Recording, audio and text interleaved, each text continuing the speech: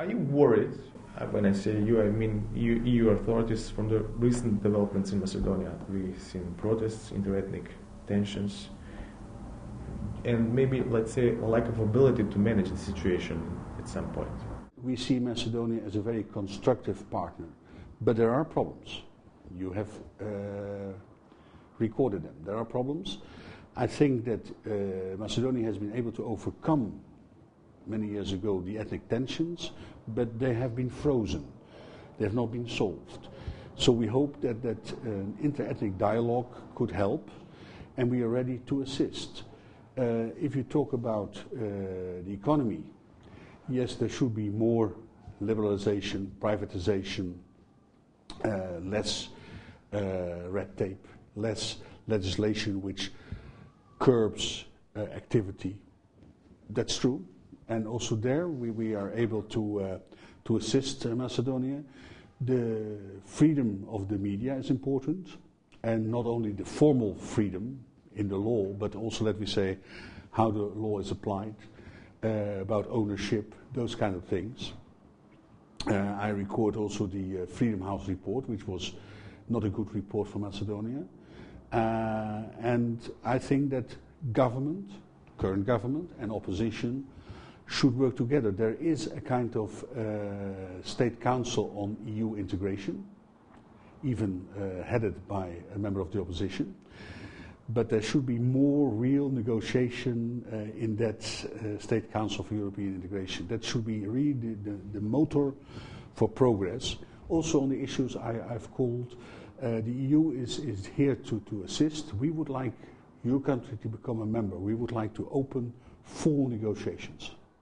You mentioned yourself freedom of expression, rule of law, public administration. These are things that are expected from a country to excel in, not to disappoint after 8 years of having a candidate status. Absolutely.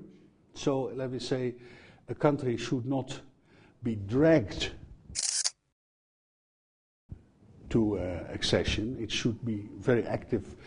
And even if there would not be European integration, even if that would not be on the plate, Macedonia needs a more open society, a more open economy. It's not only for us, but it's for the people itself. High-level accession dialogue.